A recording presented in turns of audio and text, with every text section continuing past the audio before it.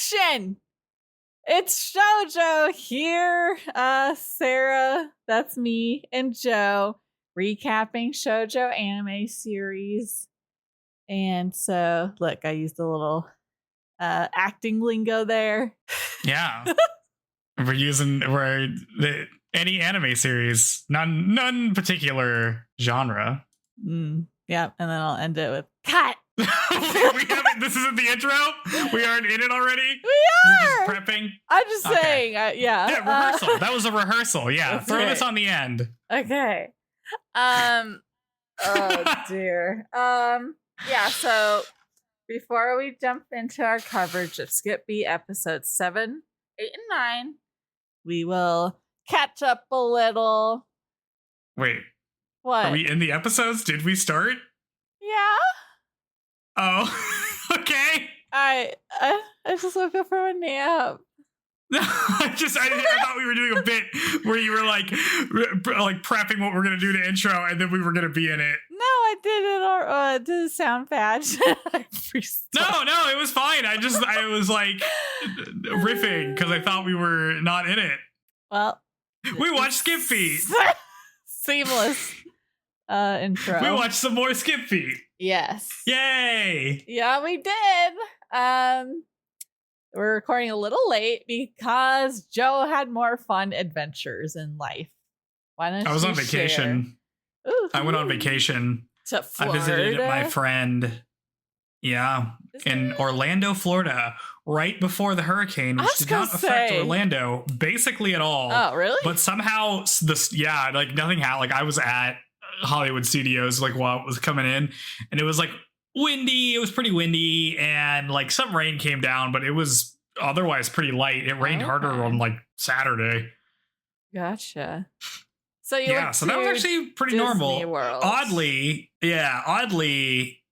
it affected, like, Columbus got a really bad storm that knocked out people's power and that I missed because I was in Orlando. Yeah. Yeah, I was visiting my college roommate. Fun. Who works at the park. Works at Disney World. Oh, yeah. Did you ask we got to go a lot. Did you tell him about the Tragic Kingdom fun fact I had? No? No, I forgot. Sucks to work at Disneyland, or at least it did in like the 80s or 90s. Well, anyways, that must have been fun. Yeah, we did that. I went to the Horror Nights thing. Halloween Horror Nights at Universal. Fun. Ooh, that sounds super cool. Yeah. I enjoyed. Did you go into the parks and like ride rides at Universal at all?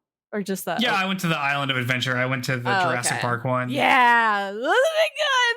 Did you ride the Velocicoaster? I did. It's so good, right? It was good. So fast. It also broke down when we were on it. Oh no! Yeah, it was at the very end, so we were fine, but we did just have to like sit there for 20 minutes. Oh, okay. But was that at night, or were you baking under the sun? Nope. It was under the sun. I would have been pissed. It was okay. It was kind of in the shade a little bit, so it was all right. Okay. Well, other than that, yeah, I really did. You do the river ride for Jurassic Park? No, that was closed that day. Dang. Maybe. So okay. Well, I went at night, and it was really cool. Yeah, I've been on it before, so I do like it. Mm-hmm. Yeah, we rode some of the new rides at Disney World at the time. Like they just opened a Tron one, which has you sit in these weird light bite seats. That's fun. Were you just living up the Kingdom Heart dreams? All the Disney characters? Yeah. They don't have, Kingdom Hearts is not really a main part of it. They should have. For unknown reasons. I don't know why. They ought to. No, I got to see a replicas, like Universal's opening up a new park. Yeah, they have this Shrek big one, replica right? thing. The what? Shrek? No, they have a DreamWorks part already. This is this gonna have the Mario Land stuff. Where they're cutting out all the old classic Looney Tunes or what? No, not Looney Tunes. That's or Six Flags. Right. It used to be like old cartoon, like the. No, they still have that. It's a new park. They're not getting rid of anything. I thought they were getting rid of they are redoing some stuff, is what my friend told me. Gotcha. Like they're redoing. They shut down the Atlantis ride, which is like kind of sucks because I like that one. Atlantis from the movie? No, this is Universal. Atlantis. I guess I didn't. Yeah, they had like an Atlantis ride because they had like there's like the little area that's like Lost World stuff, not Jurassic Park, but like some Lost stuff Cities. in between. Oh my! In between the like Dr. Seuss stuff and the Harry Potter stuff. Oh, okay. But I guess they're redoing that and making it something else. I don't remember what he said it was going to be. Okay. But yeah, so that's going to be different. Gotcha. But yeah, the new park they're opening up is going to be like Mario. It's going to be Mario World Nintendo and like stuff. Donkey Kong. Yeah. And it'll be like Universal Monsters, which is like, you know, Frankenstein and Dracula and that kind of stuff. Okay. And then there'll be like another Harry Potter thing. And then How to Train Your Dragon is also going to have like its own land, which is kind of interesting. It's a very popular franchise. Is it still? I thought they ended.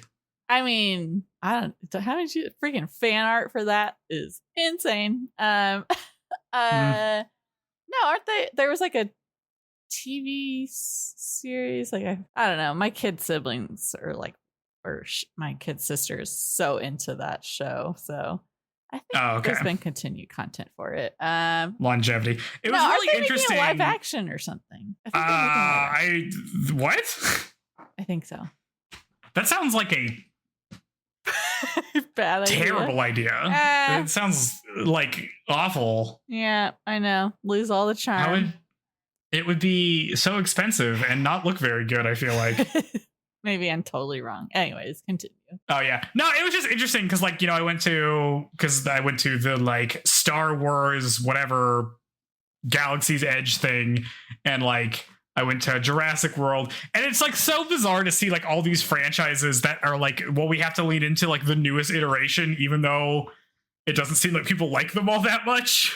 What do you mean? Like the newer, like all the Star Wars stuff is like for the sequel series, like with Rey and Kylo Ren and stuff like that. Yep. And I'm like, I do not care about these guys. I do not care about these movies. Like I would rather them do the prequels and just like have a bunch of crazy stuff all over the place. And like, I don't know, I didn't watch all the Jurassic World stuff, but I have not heard great things about it. And it's just funny that that's the thing they got to go with, is like all the newest iterations, which makes me feel like franchises are in a bad place. Go ahead. Yeah, I was going to say, I went there last year for my 30th birthday and the 30th anniversary of Jurassic Park. So they had like a 30th anniversary theme and dedicated tribute store and stuff with like old movie stuff and special merch. And so maybe when I went, it had a lot of the more nostalgic original stuff. So I haven't been there without that. But it's just funny because it's like all the time. I mean, even like the new Harry Potter thing they're going to open up is like for Fantastic Beasts or something, and I'm like, does anybody care about that? Like, it's just so funny to me to be like, you guys are stuck in your latest iteration of these franchises, which are all pretty bad. Yeah. Would you rather they pick new franchises or just like visit the classics elements more? I mean, it's like, I don't think it's like wrong to do that. It's just funny that that's just kind of what they're left with. I would have just gone with like whatever was cool. And not focus so much on like what the current IP is.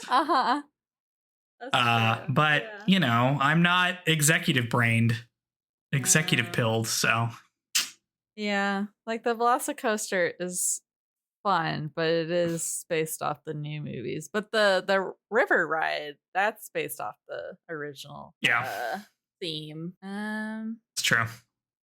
Yeah, did all the new rides and stuff. Nice. It was good. It was hot. Oh man, I'm back and it's cold here now, which is kind of nice. I'm so jealous. Woo! Yeah. It's like finally like comfortable early morning and late at night, but still quite hot during the day. But tomorrow is October, and October is when it starts to get better here. So here's hoping. Oh, nice. Climate change hasn't thrown it off so much that that's not the case still. Oh, what if I had to wait even longer? I would lose my mind. Well, every year. I'm like, just a few more weeks and my life will be considerably better. It'll be colder and Dragon Age Veilguard will be out, and then I'm just gonna be a happy camper. Oh my goodness. Okay, well, anything else exciting? That was pretty much it. I mostly did that stuff. Also went to like a burlesque show and like a you go to all the cool little drag show also. Events. I did that. Yeah. Yeah, well, it was at a gay club because I haven't seen any kind of show. I'm missing out. Yeah. I mean, they're fun. Yeah. I bet Austin has so much stuff like that. I'm sure. Yeah, they probably have a bunch. Yeah. I just wish I'd have built in friends because I really prefer groups than one-on-one hangouts, but I don't have a very collective group of friends. It's one-off things. So I normally if I want to go to a thing, I'll bring my family, and maybe bring your family to a drag show. Bring your family to a burlesque show. That sounds good. Bring them to a nightclub. Come with your nightclub with your family. Oh man, I did have to go. Let's see. This week for me, it's been yesterday is my first day not doing something work related for 2 weeks. Because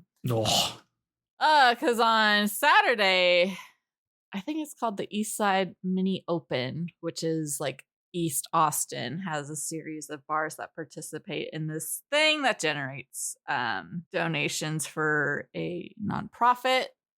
And it's each venue has its own couple of golf holes that they design themselves, and then players participating will vote on their favorite.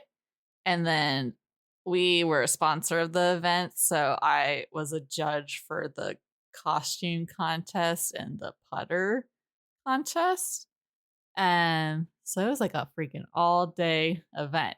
But we had a gal with a putter with Alf on it. It was a little slip cover for her putter with Alf. Do you know who that is? That weird, the guy who eats cats, the puppet. Yeah, that. And then the winners of the costume contest were steampunky and really cool. But yeah, so I had to stay out late on out in the bars, and everyone else had definitely been drinking the entire day, and I was hello everyone. I don't know, I just was walk about this, walk about that, trying to spread the word. But there was this one cool, I think my favorite hole was this guy who had made one based off Teenage Mutant Ninja Turtles, where there's pipes, sewer pipes for the ball to go through, and then there's slime pits for them to fall into, and warehouse and a bunch of figurines and stuff. It's cool. Oh, cool. Yeah, I feel this is the only thing outside of just continuing the slog that is Dragon Age Inquisition. Almost done with the base game, and then I don't know how long the DLC takes, but I should be done in time for Veilguard.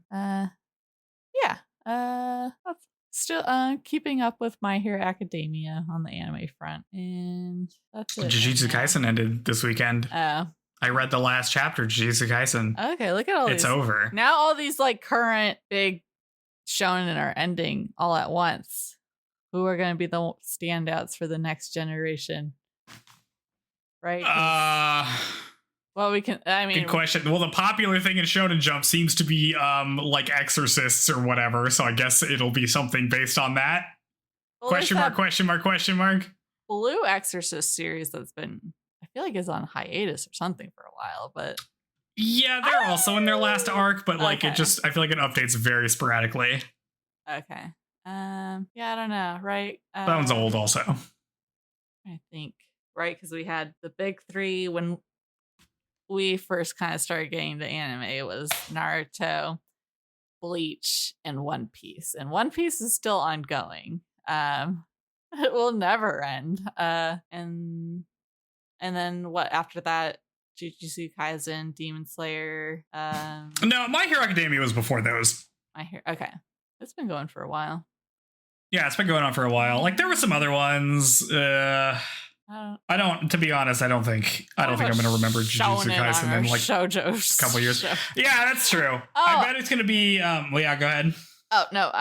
Just remind me that there is something else I had to talk about. Continue. Oh, okay, but it's Spy Family. The answer is Spy Family, which is in Shonen Jump. Is it? Okay, it's so not very shonen in my mind. It's very like slice of life cutesy. So I like don't think of it as a shonen. Yep, but there you go. Okay. Well, another cool thing I did this last week was that for my weekly work stream, Walkabout Wednesdays, I had some special guests join me from the Tooth and Claw podcast, which is that animal encounter series I told you about, like way when we first started. And they're like a pretty big podcast. And I had mentioned that I found out that they played Walkabout. And so I finally got to do something with them. And it was cool. And Did you win? No. I lost. I was the worst. Oh, no. What happened? I'm not that good at this game that I work on and play every week. I thought you were a gamer.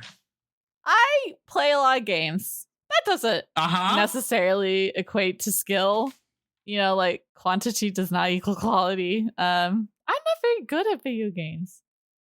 I like don't play games that are for being good at them's sake. You know? But yeah, I just pretended it was so my guests felt good about themselves. You threw on purpose. Totally. Always be throwing on purpose. Hey, but I got the chance to slide in or mention our podcast, and they were like, "Oh, cool! I'm gonna give it a follow." So I think we have a few new listeners from that, possibly. So, yeah, woo! Anime. Not that many animal attacks in any of these shows. Thus far, have there been? No. I can't think we'll just wait till we get to Fruits Basket. Then we'll be rolling around in animals. Yeah. Well, I know 2 of their hosts are super into One Piece. And anime came up. Just wait till we get to One Piece. Nope. Never. Most podcasts are covering One Piece. That's the only show they're covering because it's forever. That long. Yeah. Do we think One Piece is on the scale of like women are in it? How like out of a 10, how many women are in One Piece? Like, is it like a 2 out of 10? Well, I've only watched up to like episode 500-ish. So oh my God, only. I know, right? Well, as far as the crew composition at that point, we've got Nami and Robin. Yep. I guess that's it. What if I told you that is still it? Okay. I just know that Nami like gets more well endowed and her hair grows longer or something somehow. I feel like that's a thing. Yeah. Mm-hmm. I don't know. I like that princess from whatever the Baroque. The desert place, Alabasta. Yeah. I liked her. Yeah, Vivi. Yeah. No.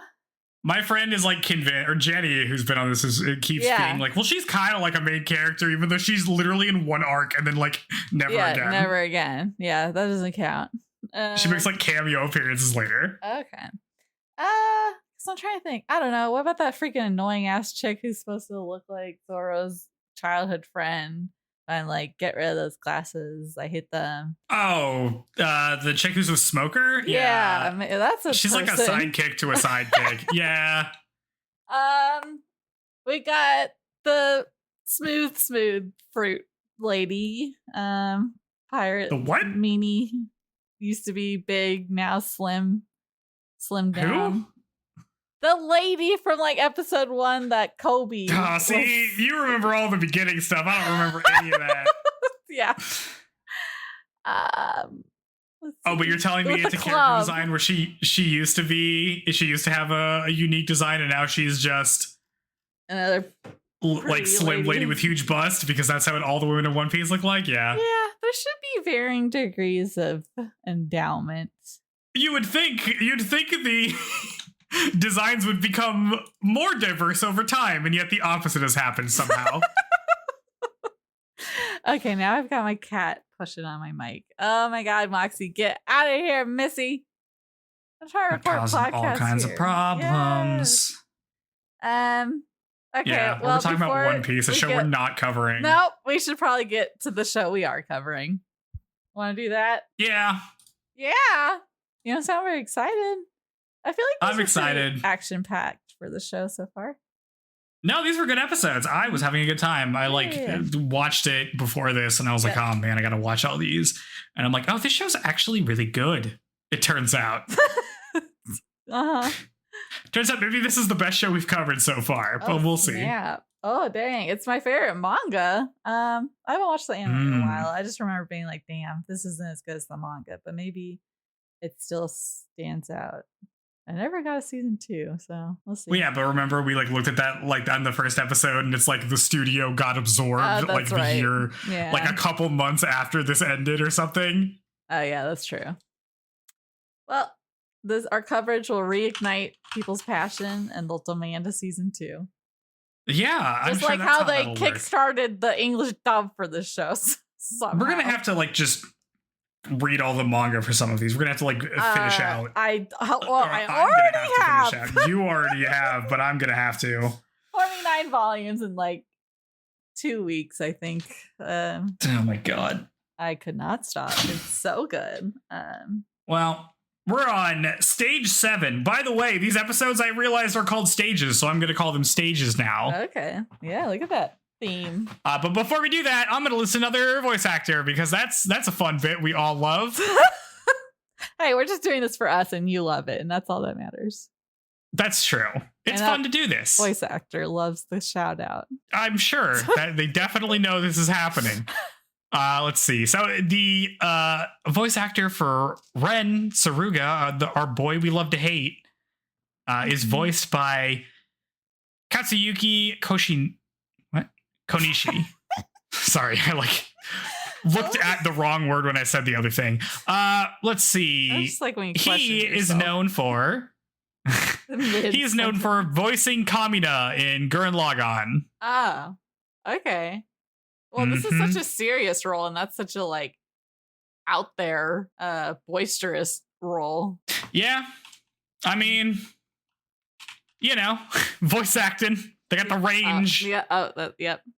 Currently, it seems like he is the voice of Ashikaga Takeuchi in The Elusive Samurai, which is a show that I think might be popular right now. Oh, I have never heard of it. Well, also often does the voice of Porygon in Pokemon. So that's pretty good. He is the voice of Tengen Zui in Demon Slayer, who's the jewels guy. Oh, has the 2 swords. The hot he's guy.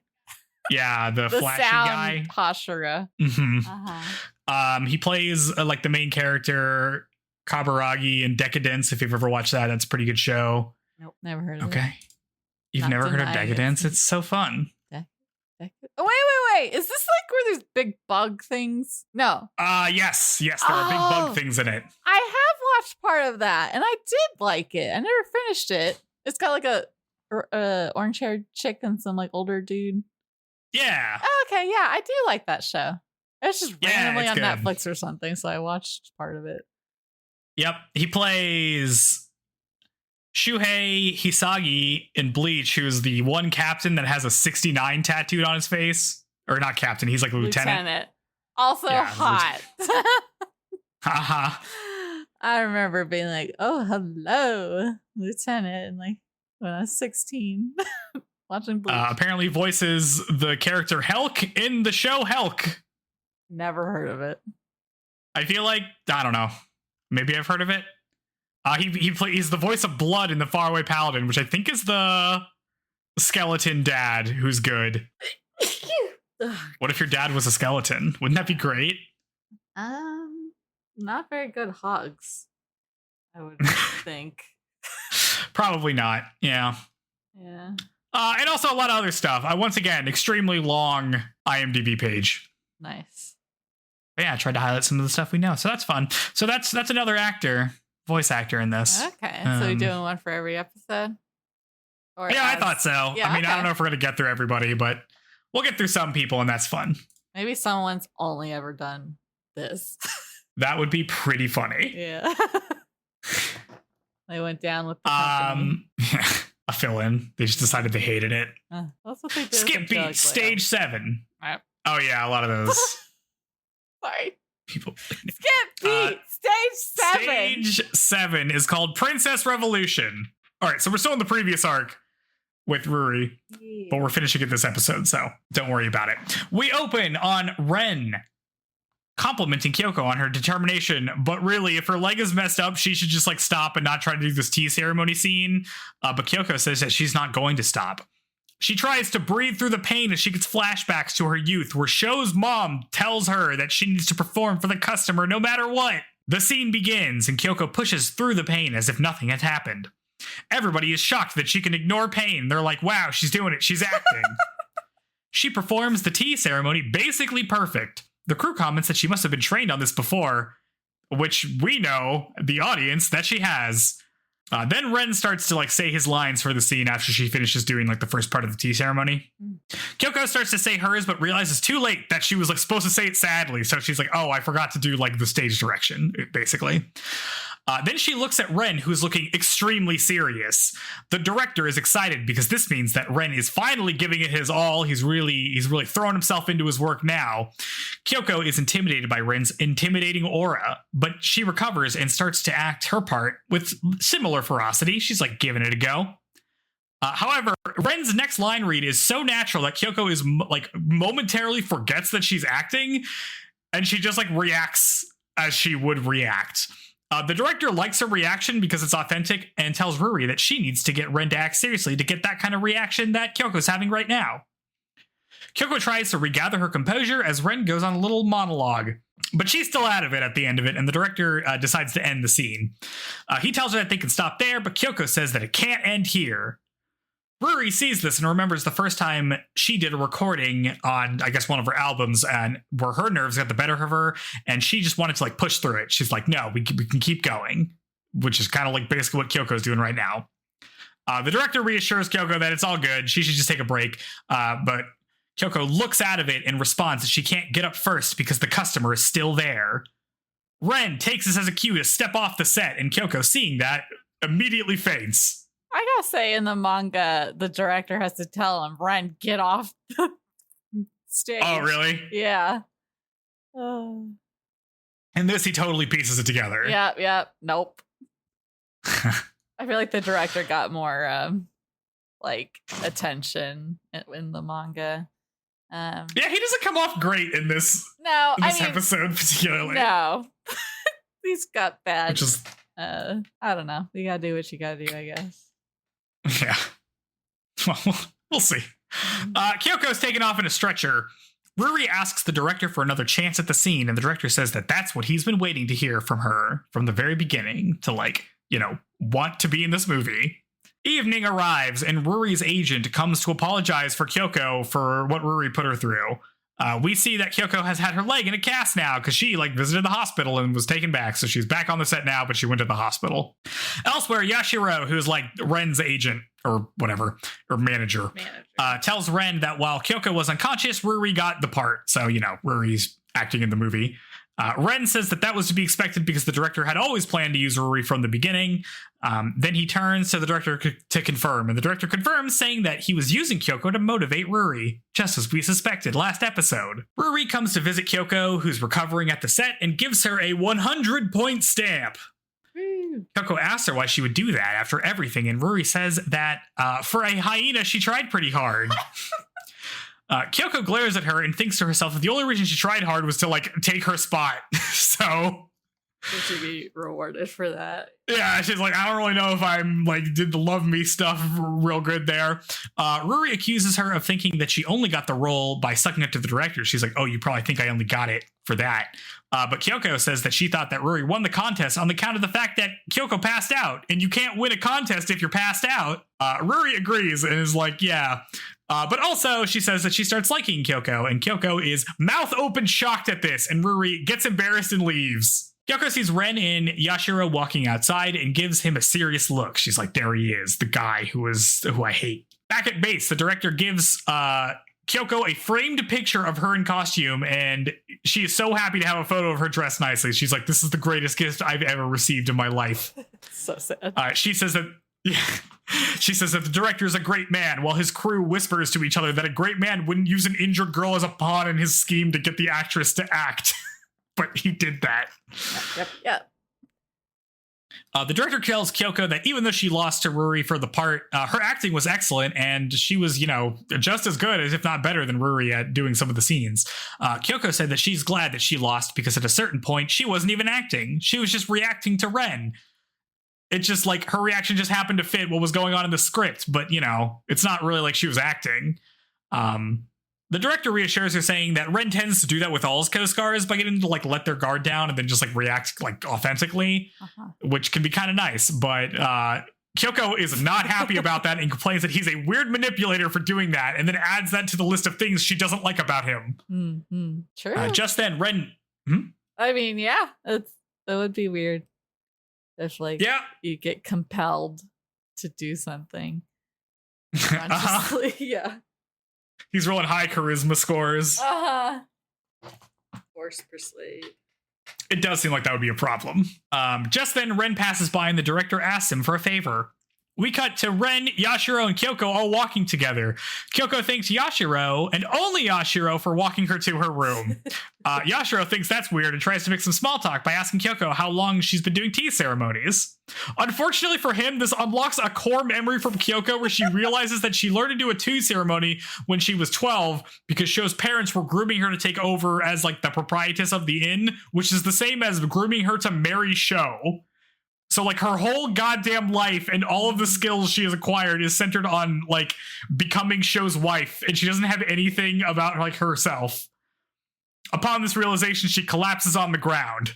Yes. Ren turns around and helps her up, and Kyoko resolves to do something for herself and decides that will be acting with Ren in a movie without breaking character ever. We transition to the director thinking to himself that he can't wait for Kyoko to learn how to act properly so he can have her in a movie. Back in her room, the makeup artist tells Kyoko that she needs to remove the makeup or it'll flake off, but Kyoko doesn't want to remove it because this is the only time she's ever got to wear nice makeup. Ren tells her that she won't be able to beat Sho, who's currently doing an ad campaign for some kind of concealer if she doesn't take care of her skin, so she agrees. The next morning, Yashiro and Ren see Kyoko. Yashiro asks if her leg is okay from collapsing last night, and she's like, oh, it's fine. I didn't collapse because of my leg. I collapsed because I was thinking about tea ceremonies, and I remembered a guy I hate. And Yashiro's like, what? And Ren is like, oh, wait, you mean that one guy you've talked about? And Kyoko's like, yeah, that one guy. And Ren gets up, and he says that she's doing well in her revenge mission, huh? And she's like, yeah, I am doing well in my revenge mission. And then he gives her a minus 10-point stamp. He didn't even give her a job to do. He didn't even give her a job. Sir, you can't do that. He's just taking away 10 points. Yashiro asks Ren what that was about because he thought he was warming up to her, and Ren tells him that, he likes her determination but doesn't like her motivation. Kyoko is pissed and curses Ren Saruga as we cut to credits. Yeah, well, we had there's a brief moment where she...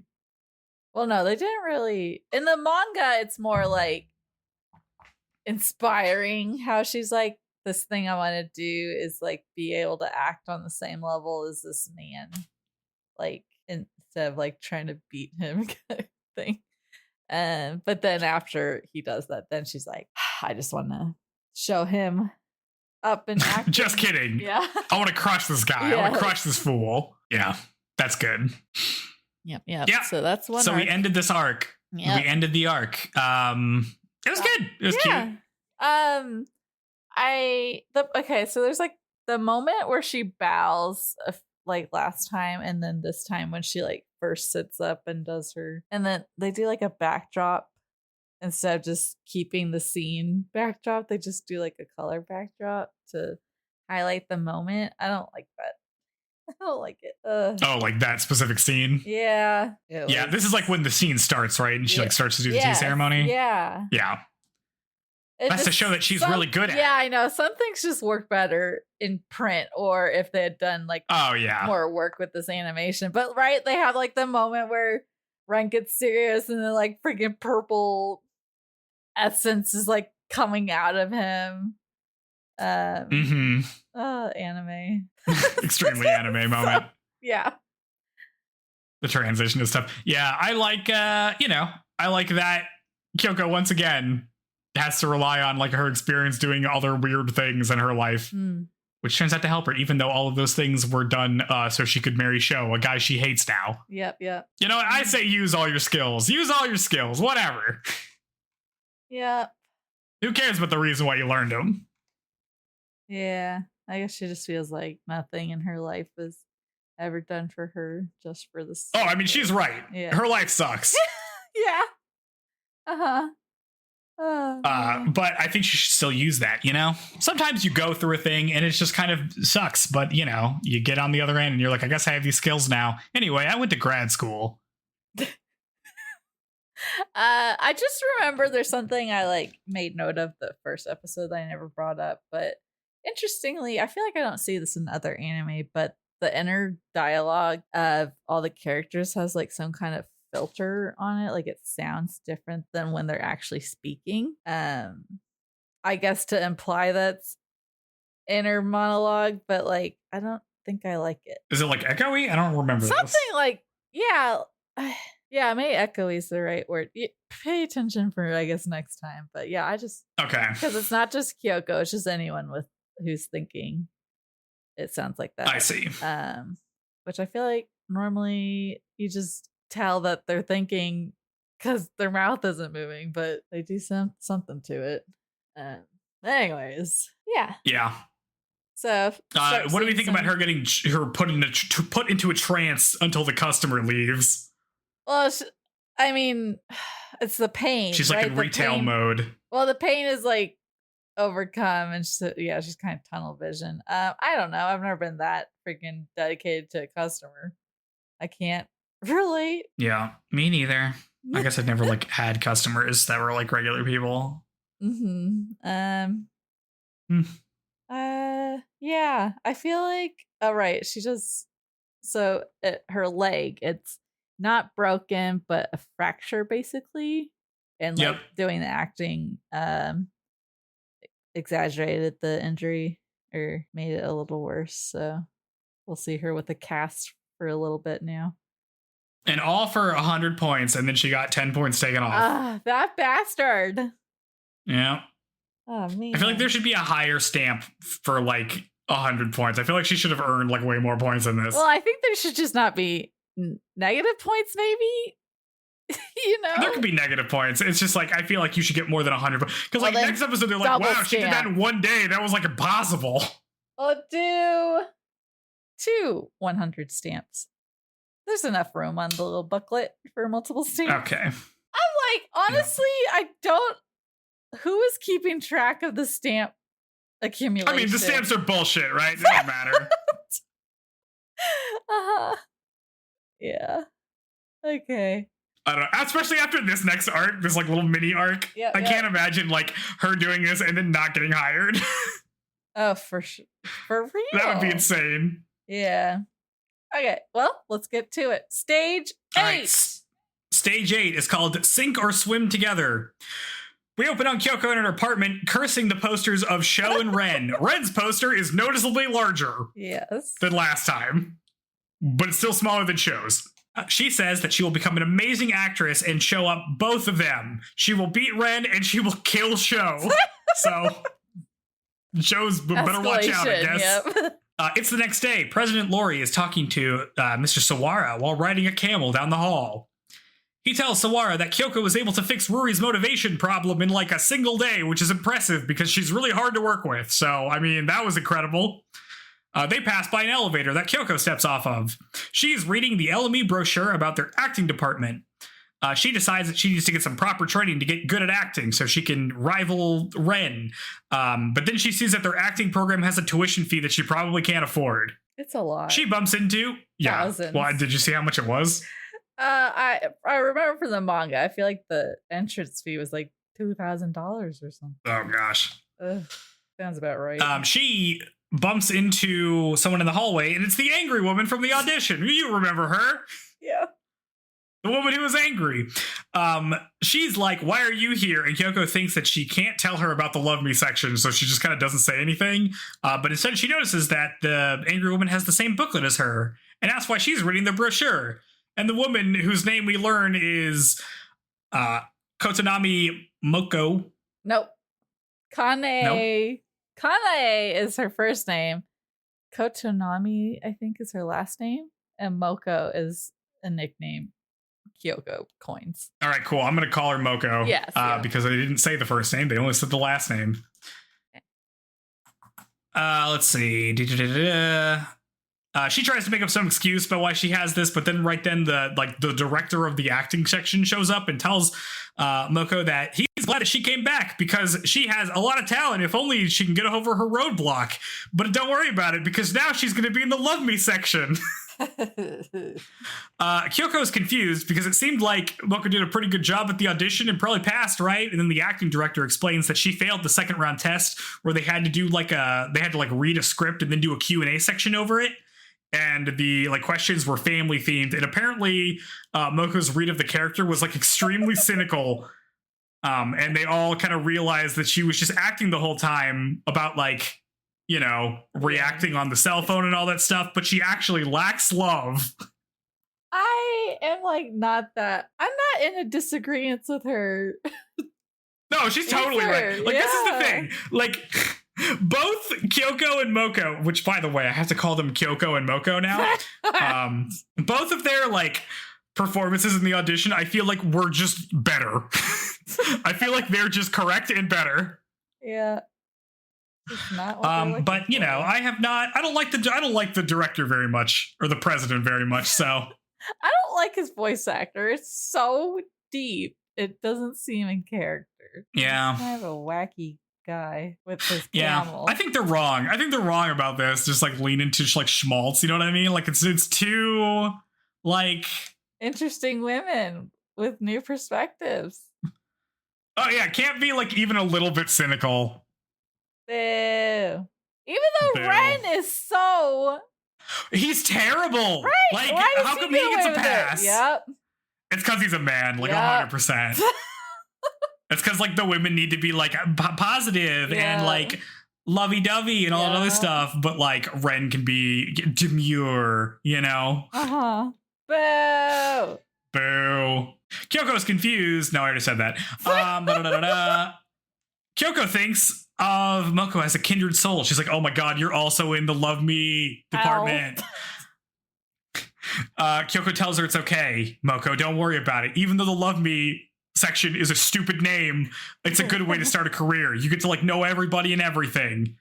Moko is like, why are you being nice? I'm just gonna go to some other agency, forget LME, whatever, who cares? But then Kyoko latches onto her leg and says, no, you're not going to leave. You are going to wear this stupid uniform with me and do this dumb job. And then she drags her into the locker room. Elsewhere, President Lori is getting an update about some fuss that's been thrown up near the actor training session. By a certain girl who is misbehaving. We cut back to Kyoko, who's happy to be not the only person in the Love Me section. Moko is not happy about it at all, and she's kind of in disguise, wearing a bandana and glasses. It looks pretty good, actually, though. Yeah, stylish. Yeah, they're fun, and they do little comedy bits together. It's pretty good. I like their dynamic. The acting director calls them over with a job. He tells them that there has been a girl at the training camp that keeps disrupting the class with various pranks and just kind of being obnoxious, which is a problem because it's the president's granddaughter, Maria, that we saw from before. The little girl from the audition. And at this point, I have to ask, how old is the president? He has a granddaughter? He looks like he's 40. I don't know. Japanese people age well. I guess he's rich, so it's not real. Age isn't real. It's anime. That just really took me by surprise. I was like, he's a granddad? She's only like 7, so. She is 7, but yeah, I guess so. I don't know. Kyoko interviews President Lori about his granddaughter. He says that she hasn't been the same since the incident. Left unknown at this point. He says that the story in the play that they have, that they're like rehearsing as part of the like curricula for the acting training stuff, is triggering for her. Kyoko says that she probably can't do anything about like actual childhood trauma because she's just an employee there. Yeah, she's just here. She's trying to like get into an agency. I don't think I could be her therapist. And Lori protests, saying that she was able to help Ruri, so like maybe she can help out Maria. And Kyoko doesn't seem to understand that she really did anything with Ruri, so she's like, I don't really know what you're talking about. Lori says that Maria won't listen to him or Ren, and Kyoko thinks that this is an opportunity for being able to do something that Ren couldn't, so she could finally stage him at something. It's a little Lori tells her, all victories. Lori tells it. Sorry. No, you're good. Lori tells her that after the audition, Maria was asking about Kyoko. So, like, I don't know, she seems to like you. Maybe you can help with this. Kyoko asks Lori if she can get a favor she's able to help out with Maria. Elsewhere, Moko is embarrassed, just like hanging out in like the little place where they do the training for the acting. Some of the girls there in that program make fun of her dumb outfit. She decides to flex on these girls by reading through their entire play script and then acting out all the parts with her like super fast memory, because that's her like special talent. She does this and all of the girls are defeated. It's so fun. And we also see like, switching between her. Oh yeah, and, like, she's incredible. In a wig. It's so good.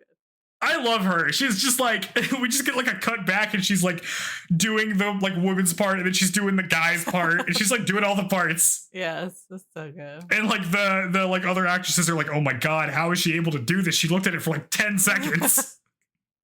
It's incredible. Maria sees this while wearing like a pig mask. She's like in disguise. Then Moko gives a speech about how great she is and how like the love me section is for all the talented people. So stop being mean. You guys don't know anything. No. Look at how great I am. Wrong. She's no. Okay, fine. She says, yeah, go ahead. She's being like, that department's lame, blah, blah, blah. Basically leading up to being like, I don't belong there or I'm not in it or something. But then Lori and Kyoko step out and she hears him saying, okay, so if you guys can help out with this Maria thing, I'll waive your fees. And then she's immediately like, team love me, because she does not want to pay those either. That's true. They commiserate on how ridiculous the pricing is when they first encounter each other in this episode. That's, yeah. Okay. Yeah, that makes more sense. Mm-hmm. That whole section. It's hard to summarize this because that section had like a million cutaways, because it's like President Lori says something to Kyoko. Yes. Moko says something as part of her speech. Yes. We cut back. And I'm like, oh my God. Yes. It's good to watch. It's terrible to summarize. Yes. I was going to say, with how much information is being thrown at us, it is a lot to be cutting between. Yeah, it's good though. I like the cutting. Like, I think cinematically, it's like, this is a much more like engaging show to watch in terms of, like I like all that stuff. Mm-hmm. Let's see. President Lori tells the girls that Maria is missing, so you're gonna have to find her on top of everything else. All right, bye. And then he leaves.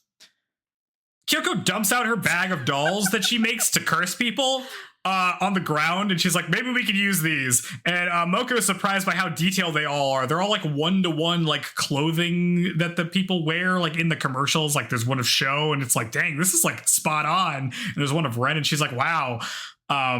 She thinks that Kyoko must be like a super fan of them to make such detailed dolls of them. She was like, dang, I thought you liked Show, but it turns out you also like Ren. You're like the ultimate fan. True believer.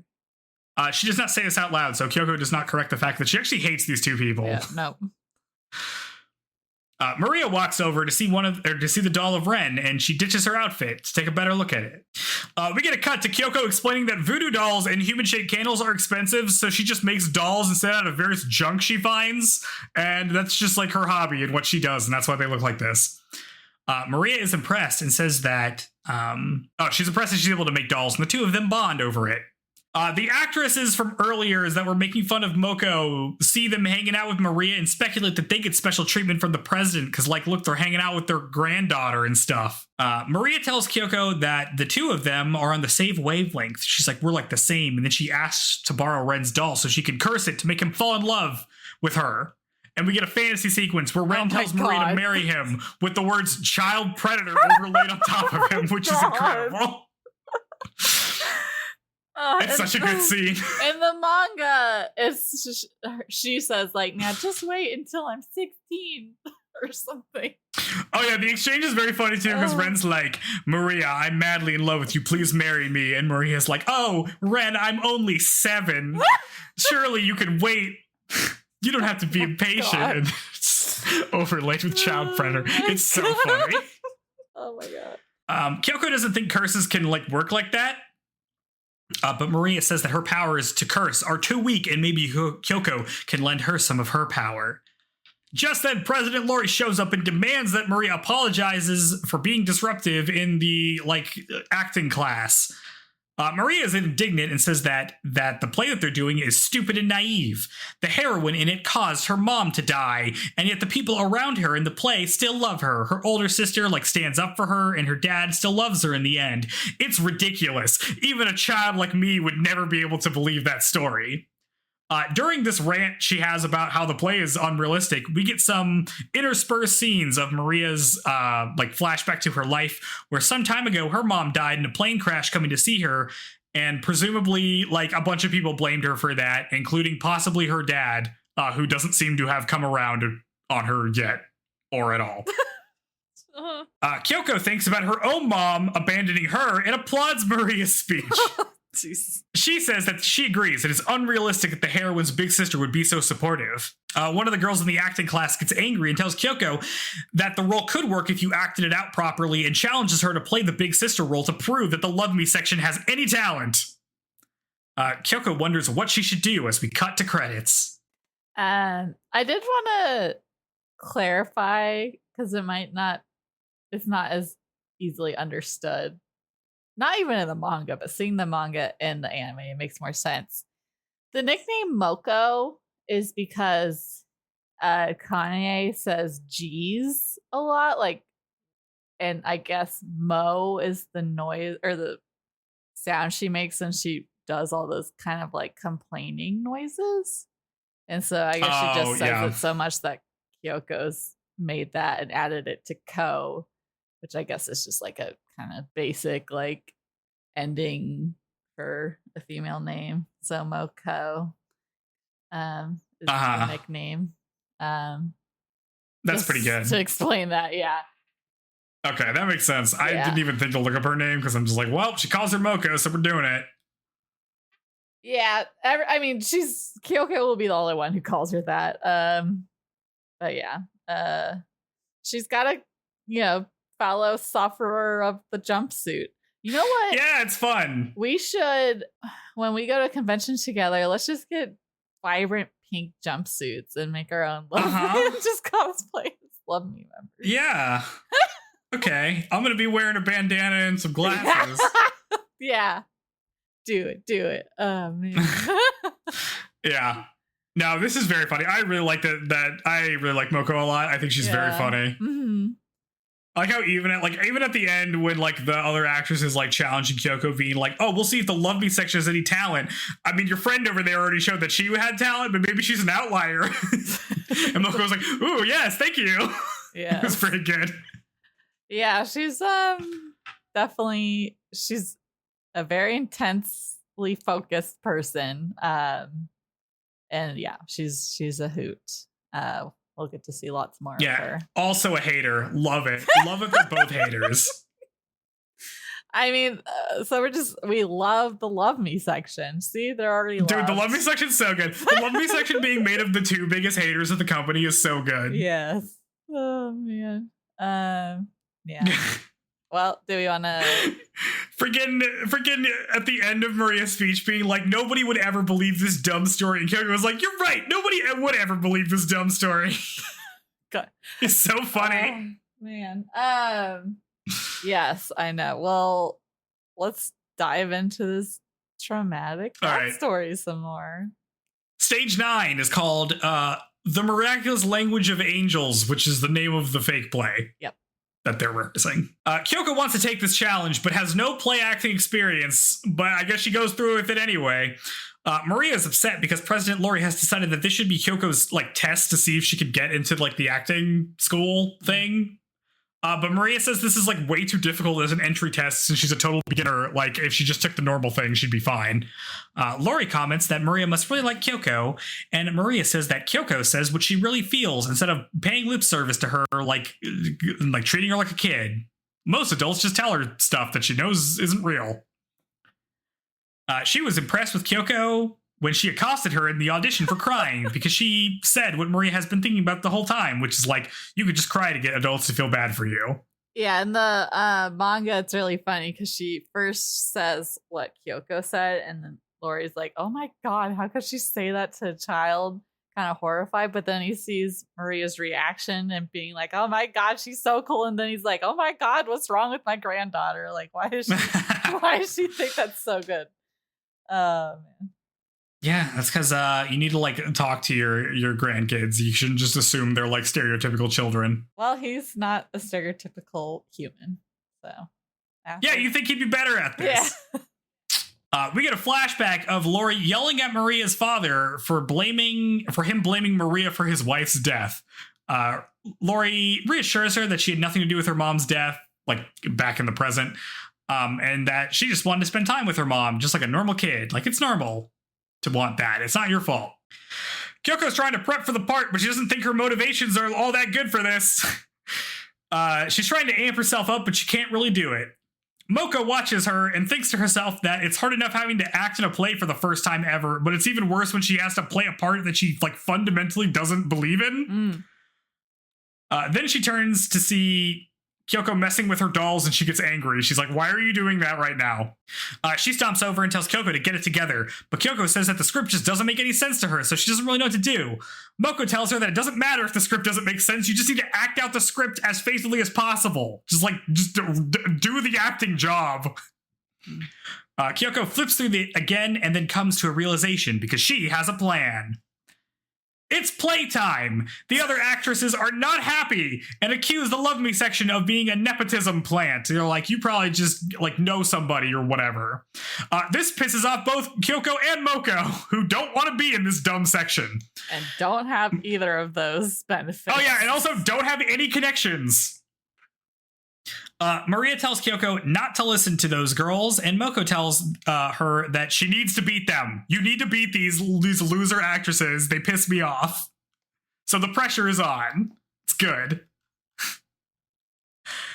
The instructor explains that they'll start off by following the script of the scene, but they can start, improvising as the scene changes, because like Kyoko can diverge from the regular script, but the other actresses are going to just play along when that happens.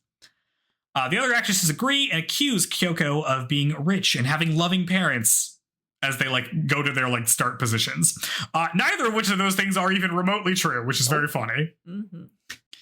President Lori notices that Kyoko's aura changes, which he comments that only pros can do on command. So maybe she's got it. Not what's happening.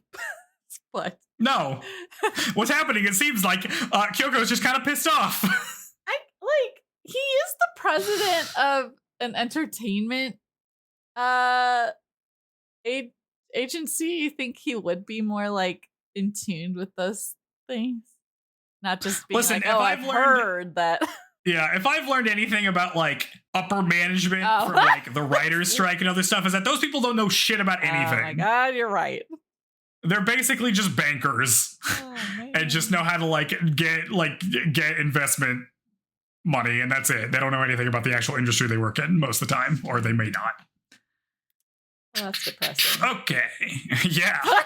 This is why I'm not that hot on the director. Listen, Listener, we haven't really come up with this yet. I'm not going to be super hot on any of the rich people with these shows, mostly. Now, I know that in Angelic Layer, What's-Her-Face's dad is the only good adult in the whole series. That's like a parent. He's the only good parent. Kaede's dad is like the only supportive parent in like the whole series, and he's like the CEO of some company. But that's going to be an exception, I think.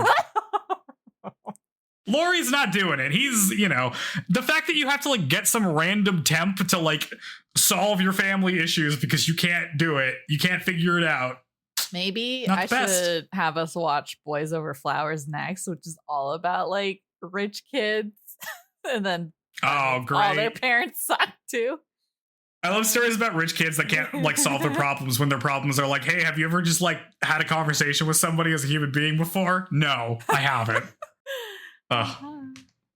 It's fine. Anyway, the scene starts, and basically the scene is like there's like one actress who's like playing the child. There's like the child role. And then there's like these two other actresses that are like comforting her. The child believes that like her dad blames her for her mom dying, and that's kind of the scene that plays out. And the other like actresses in the scene are trying to reassure her.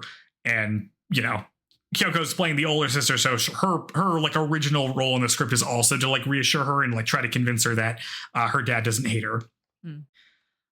So the scene starts with the other actresses talking, and Maria remembers all of the things people told her when her mom died about how like, oh, nobody blames you. Even though she secretly knew that they did blame her, which is why she can't trust grown-ups. It's a good mentality. It's almost...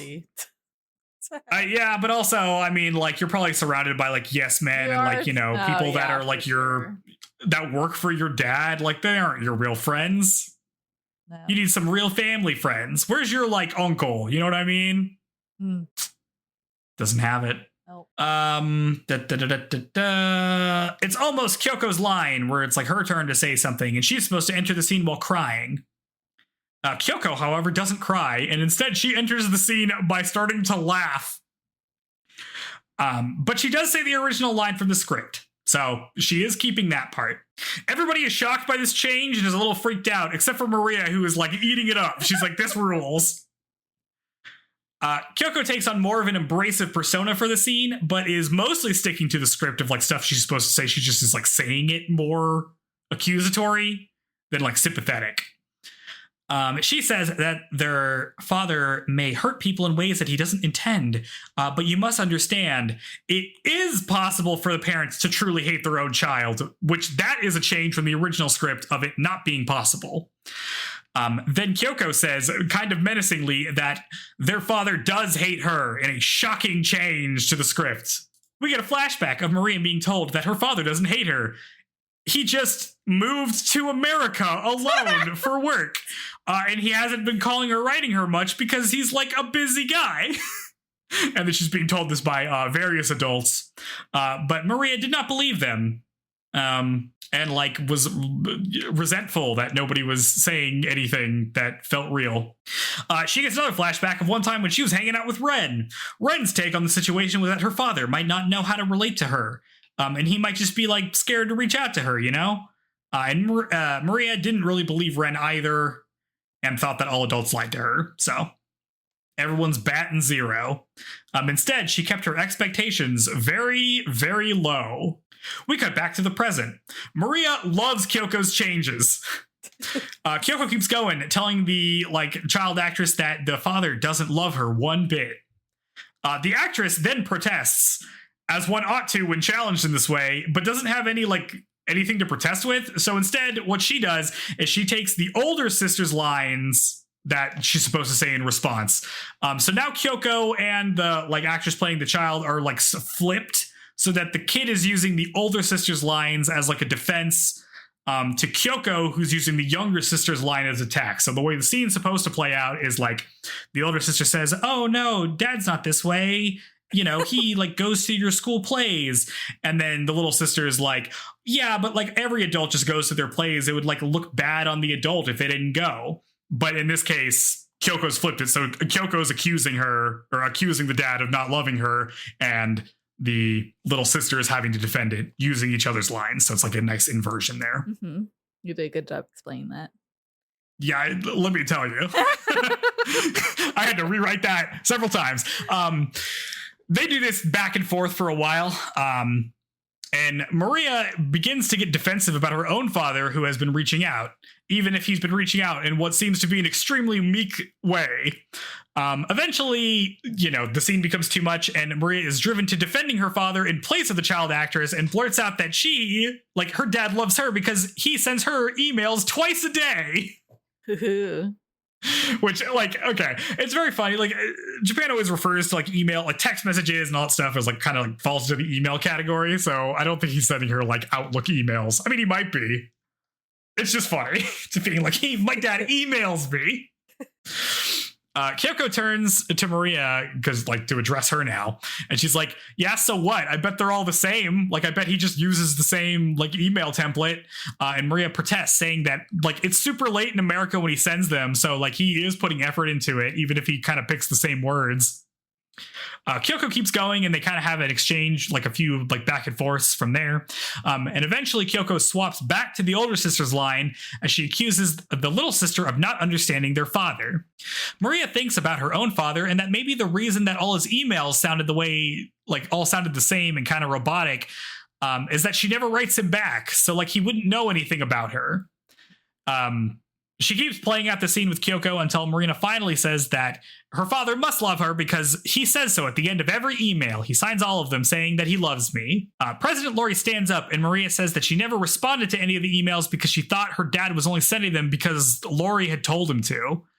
Then she starts to cry, regretting that she never took them very seriously. At this point, Kyoko breaks character and, comforts her. It's later on. Moko and Kyoko are waiting for President Lori. Moko accuses Kyoko of planning that all out in advance, and Kyoko says that it was a pretty good plan, right? To swap the characters' lines. She figured that the actress playing the little sister would go for the older sister's lines, since that's all you'd have to remember at the time, because that's in the script. Later on, Lori, Maria, and Moko and Kyoko are all riding in a limo together. Maria is pissed that Kyoko has to pay for her tuition fees for the training because the other actresses accused her of cheating by acting with Maria instead of the actual actresses in the scene. You would think that the president of the company would have the final say. What a piece of shit. Fuck that guy. Are you kidding me? That's crazy. Kyoko says it's fine because she could just pay in installments, but it's not fine. Your rich ass dad. I just solved all of your child trauma in an hour, and your rich ass dad can't even give me a waiver. It's not even real money. Just waive the fee. It doesn't matter. Who cares if there's one more person in the class? It doesn't cost anything. Or don't tell them. Don't tell the other people. It's like freaking in grad school when it's oh, you need to fill out this form so we can waive your grad tuition fees because you're an RA, but it's just money. It's fake money that they pay themselves. It's not even real money. Why are you acting like this is real money? Why would I have to pay taxes on it? It's stupid. This is bullshit. Kyoko should burn this place to the ground. But she's all fine with it. She's I could just pay in installments. Yeah, okay. Then she asked she asked Maria what she's going to do about her dad, but Maria doesn't know what to say, and they have a little back and forth about it. President Lori is very impressed with Kyoko's performance today and thinks that she may be able to surpass his expectations as we cut to credits, but not enough to pay her tuition fees. I hate this man. Oh, man. Yep. So yeah, lots of cool, making acting scene cool moments, right? Oh yeah, this is very engaging. This is a really good way to end this, to be oh, I just flipped all the lines. So instead of me being the person comforting them who's protesting, I'm doing the opposite. I'm on the attack because I'm Kyoko and I'm aggressive. I'm pissed. Yeah, we haven't seen her well, I guess when she was playing in the Ruri thing, her character was more soft-spoken. But yeah, I feel she's gonna rely on her guts and that persona of being tough a lot. Yeah. Well, but I mean, this is where she shines. This is her whole advantage, she's right? also this a novice, is what makes her so good it's not stuff. she can just fabricate new personas. It's she has no training. Yeah. But it's also the naturally comes off pretty well. You know what I mean? It's good. Mm-hmm, mm-hmm. Yeah. Yeah, this rules. Kyoko's great. I love that she's just you know what? I can't just sit here and comfort my fake little sister in this story. That's dumb. Nobody would ever do that. Or even if they did do that, it wouldn't work. You know what I mean? Like, it never works. You've comforted people before. I've done this before where you're like, oh, things aren't that bad. It's not how you do it. I'm bad at comforting people. Have you tried doing this? Have you tried just attacking them instead? I haven't. Maybe I'll give that a shot next time. Yeah, just make them feel bad. Oh man. Yeah, you'll need to read the manga. It's so good. It's good. If you like this is really good. Even better. Yeah. Yeah. Yeah, I bet it is. I probably do need to read this one. Yep. It's so the scene where Maria has the like 1-2 punch of being like, oh, your dad doesn't hate you. He just moved to America by himself. Oh, your dad doesn't hate you. He just can't call or write you because he's busy. Yeah. It's like, because they do where I'm like, damn, maybe your dad does hate you. Well, they do the little, thing where, what parent, if a parent didn't go to a kid's, school rehearsal, something's wrong with that parent. And it's clear that is the case for Maria's dad. So she's like, ooh. And then, just like anyone would, whatever. Nope, I've lost my train of thought. Yeah, it seems like, from what I understand, being somewhat of an absentee parent, especially for like fathers, is not that uncommon in Japan, or at least it wasn't. I remember, so I took some Japanese classes in college, and my instructor, who was like a Japanese woman, came here to teach. We had like a unit where we talked about like, it was like somebody was talking about their family, and they're like, oh yeah, my dad just like comes home and like we like lay out his slippers for him, and he comes and he drinks beer and then he goes to sleep, and that's it. And I'm like, wow, that's kind of sad. Like, you just don't really interact outside of that. And my teacher was like, yeah, my dad was like that. It was just kind of like that. I'm like, that's kind of a bummer. And she's like, I guess. I'm like, okay. Yeah, I guess it's more like the family unit is together for the sake of like functioning, like making money or having food, and everyone has their role, and it's not about being close as a family necessarily. Yeah, I mean, it's just like, it's the I feel like it's the very like 60s dynamic they would have. It's like I'm watching an episode of Mad Men, you know what I mean? It's like the extent at which Don Draper interacts with like Bobby or someone is like basically nothing. Yeah. And it's just continues to be the case a bit more there. There you go. Patriarchy's bad. I feel like you don't see that many. I feel like, well, they're just so formal socially, even amongst their own family. Sometimes, like they don't push their feelings or overshare or express. Yeah, I mean, I'm sure it's like I'm sure it's like, completely arbitrary as like what your family dynamic is. I'm just like, it doesn't seem like this is that uncommon. Yeah. And like, this is the reason why like, and people are being like, oh, it's not that weird. He's just doing this. You know what I mean? Whereas I would be like, yeah, it's not great that your dad never calls you. Yeah, I know. Well, it's like when you have a friend who is like broken up with their boyfriend. So you're like, yeah, he was never right, blah, blah, blah. But then they like get back together with him, and then it's like, well, now they know what I think of that person. Oh yeah, like that is so funny when like, yeah, you have a friend that breaks up with somebody, and you're like, yeah, that person was a terrible match. They were really annoying, and they get back to them later, and you got to be like, ooh, maybe I should walk back some of that, but I'm not going to. No, yeah. Very funny, but yeah. I just don't like. I just end up crying too if they're crying instead of being able to offer any comforting words. Oh, man. But yeah, she does something that Ren can't. Yeah. She can. Well, doesn't Maria's commiserate voice, with Maria? I feel like it's unbelievable that any human's voice sounds like that naturally. Dude, I love when people voice kids. It's crazy. I'm like, how do you do this? Kids don't sound like this. Nobody sounds like this. No. It's great. Yeah. It's so good. Maria's great. I love that she's like, as soon as Kyoko like starts like maniacally laughing and like being like terse, Maria's like, this is the best thing that's ever happened. Yes. It's so good. Listen, kids love villains. I don't know. Well, she's great. Very right. we'll see. Well, I don't know if we'll see it in the anime, but she's right because she's tried all these other like voodoo kind of things before. So clearly she has an interest in kind of darker things, and she dresses kind of Lolita style, gothic style. So she very clearly that's what she's into, is like darker thematic things. So she's all about it. Yeah, well, it's interesting because it's like, you know, they're like, oh, none of us can connect. Like, none of us, she won't listen to any of us. But it's like, none of you, like, really take any time to figure out what she's, like, into None or of you likes. even have faces. You're just shadowy faces.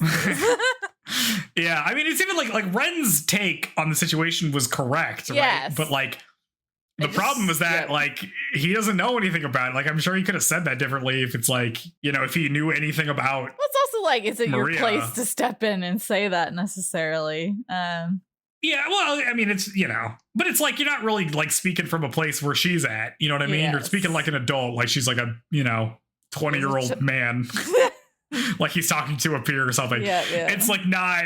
Yeah, you know, they do talk down to her, and it's nice that Kyoko like doesn't do that and is like, oh, you're kind of like, you know, I'm talking to you like you're my friend. Yeah.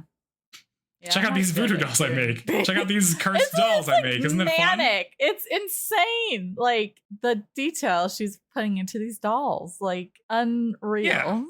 She can. I mean, but this is how like you connect with kids, those. right? That's how she makes money. Sell those things. It's true. I like that she's always complaining about money. I can relate to that. Yeah, of course. It's like the most real shit ever. It's great. I can't believe she like doesn't care about having to pay in installments. I'd be losing my mind. I guess she's just happy for her new little friend Maria. I love it when I'm riding in a limo, but I still have to pay my tuition in installments. You know Give me what? the money for the limo ride instead of the limo ride. It's fine. For real, man. Right? If you could, I know. I like to tell my mom, like, imagine how much money I've saved you by not liking soda and all the free water I've drank my entire life. That's so much money. Give it to me now. Yeah. Yeah. So what do you think happens next? I don't know. I mean, that was kind of its own arc, right? Yeah, it's a lot of, this is a series of many smaller arcs. I mean, I feel like this, the connective tissue is that like, oh, she's getting into acting somewhat, right? Yeah. So maybe she'll start to do some of the acting training stuff, and then she'll probably do something with Moko, who's also like the acting person. So nice. Yep. Well, I like the next arc, so it's good. It's more like clever delivery. You know, it's like interesting portrayals of things that, you know, it's them acting of a thing that we'll never see the entirety of, but like they make it interesting for the bits that we do see. Yeah. I'm going to be honest, this play sounds terrible. It sounds incredibly boring. But, you know, whatever. Yeah. But I do like how everybody, like, Kyoko's able to connect with people just by, like, treating them normally for the most part, or, like, reacting pretty normal to people and not just being, like, fake nice to them. Well, she's done. Like, that's her whole thing. It's just like, yeah, I'm just kind of like, so this is just how I interact with people, so that's what I do. And everyone's like, ooh, I thought you were going to, like, get mad at me or, like, talk about me behind my back. And instead, she's like, no, I just stay stuff to your face. Yeah. Yep. Kyoko rules. Best protagonist She's so good so far. Yeah.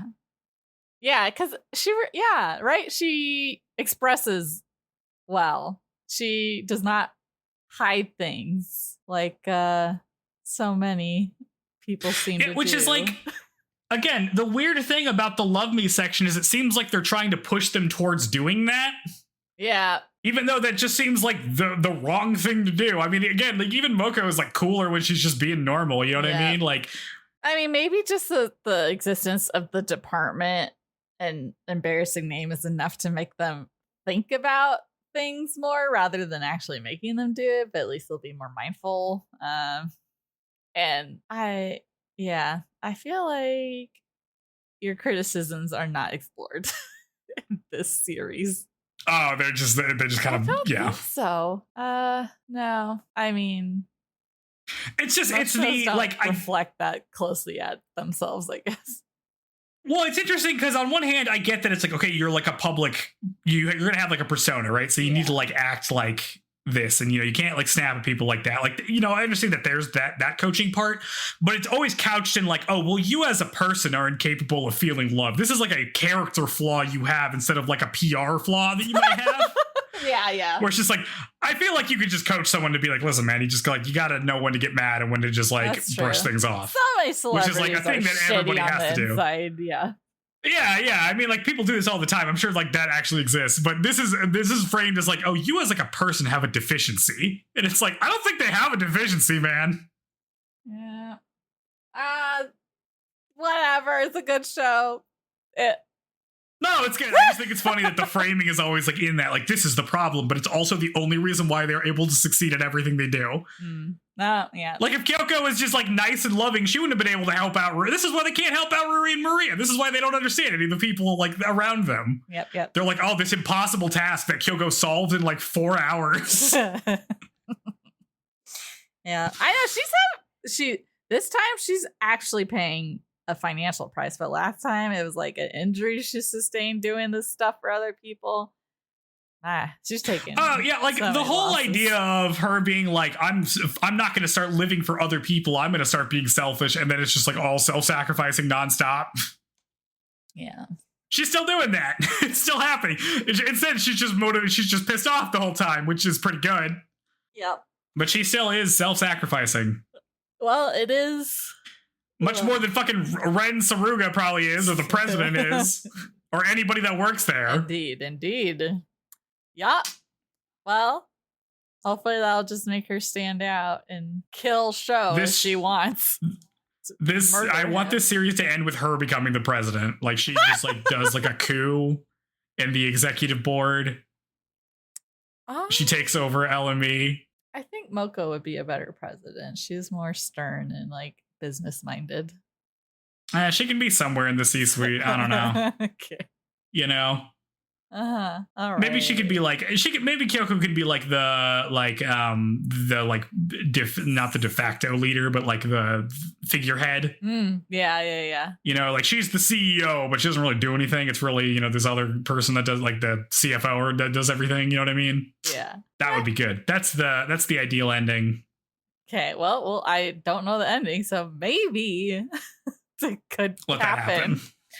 And then she can start like a line of like doll. It's like the Bratz dolls or whatever. Where it's all about being angry, and then we can popularize girls being angry. Yeah, we need more girls should be angry. Yeah, we have plenty of reasons what I'm saying. to be. Yep. It's all talking about each other behind each other's back and like that, and being catty and stuff. Ever tried to just like actually just yelling openly? Have you ever tried just being mean? Yeah, in like a straightforward way, Mm-hmm.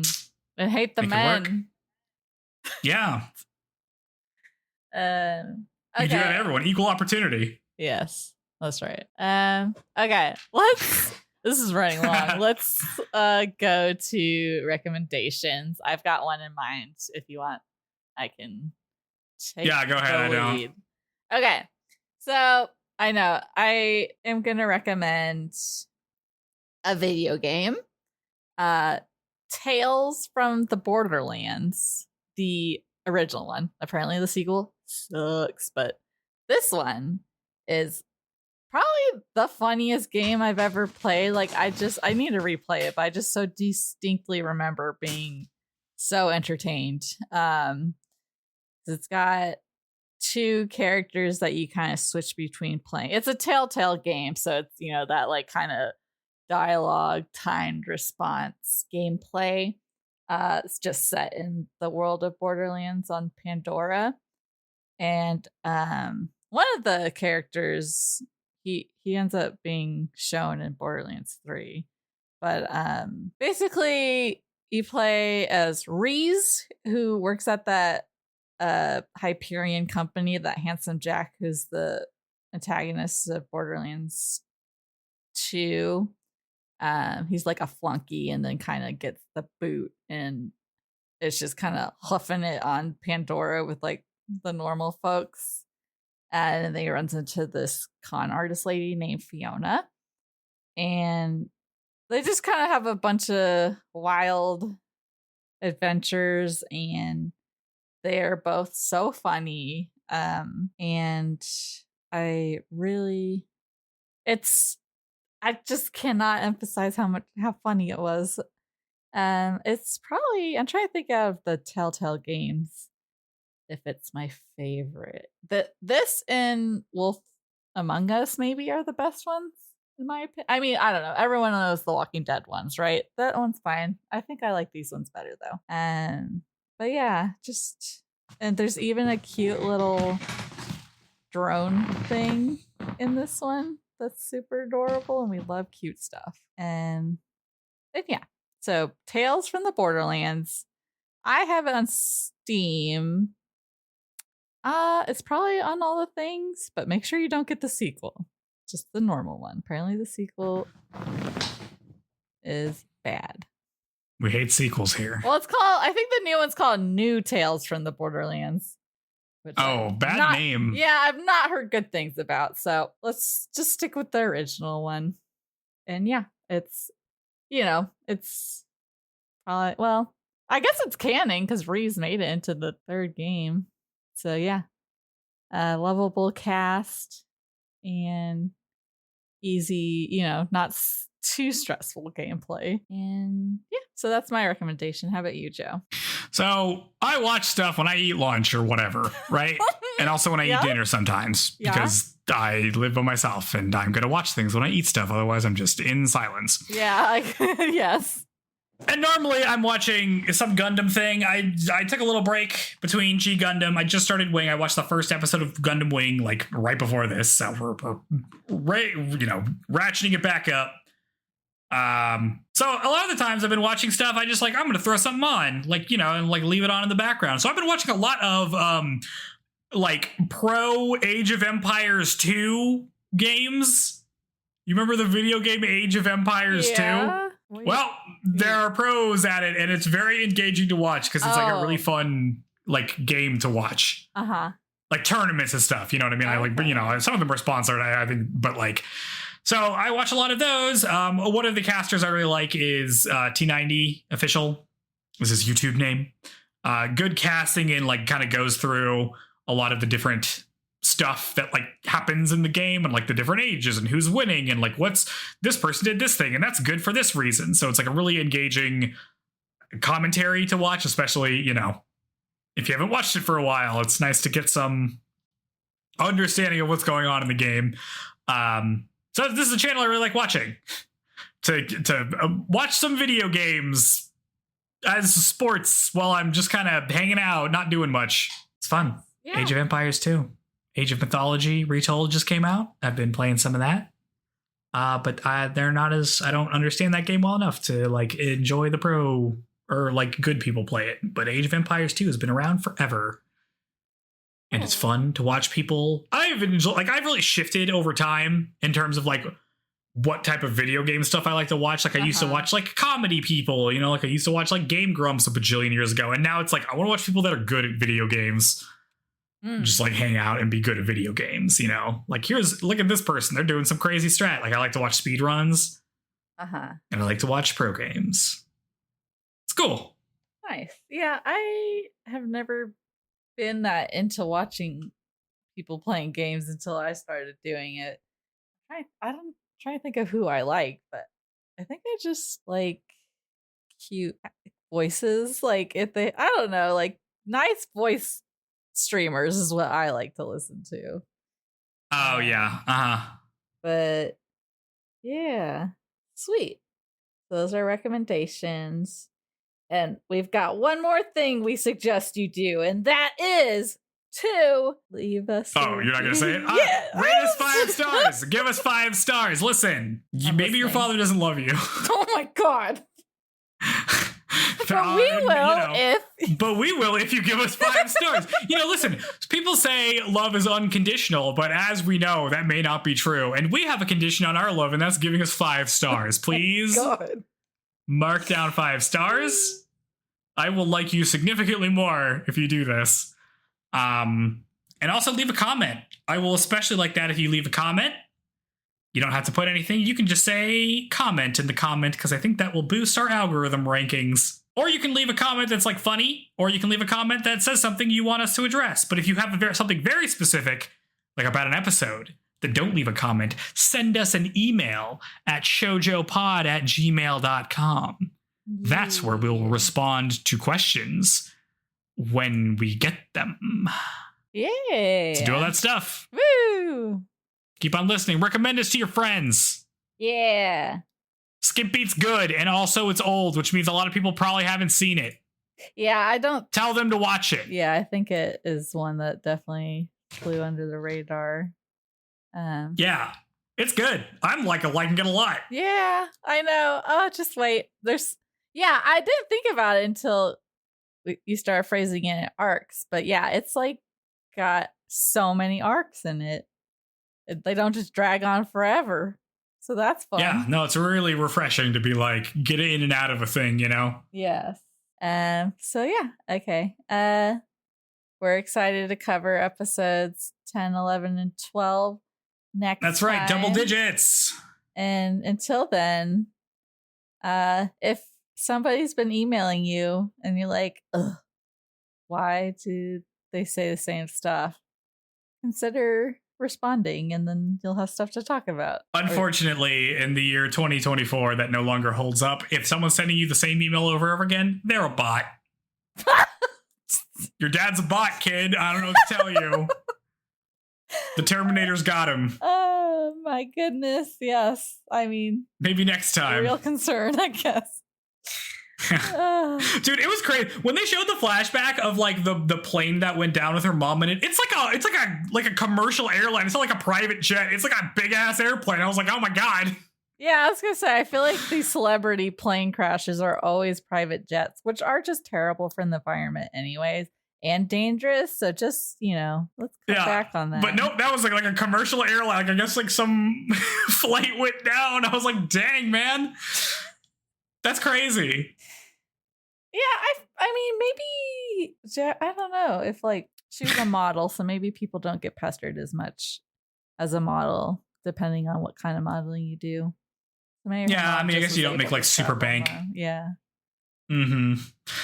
Yeah, so if your kid wants you to come home for like the holidays and you have to take an international flight, just don't do it. Just say whatever. Send them an email. They love that. Just email your 7-year-old. They love using the computer. Yeah, for sure. And on that note, on that cheery, loving, love me section, farewell. Remember, put up posters of people you hate.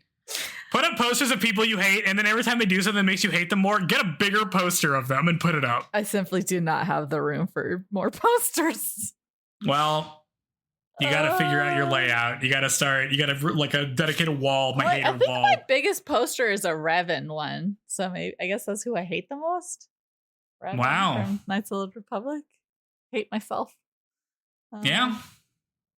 Or who you once were. No. Or maybe still are. Oh, no. I do have a big Jurassic or a big T-Rex poster. Oh, we hate dinosaurs. Oh, we love Rexy. We hate him. Her. We hate her every day. No, we love her. Wake up. I think. I'm so glad that meteor killed you. No, oh my god. I'm so glad you died a gajillion years ago. Yeah. I use your don't say that in a car. Oh my goodness. Okay. We're ending it. It ends here. All right. Bye, everyone. Bye.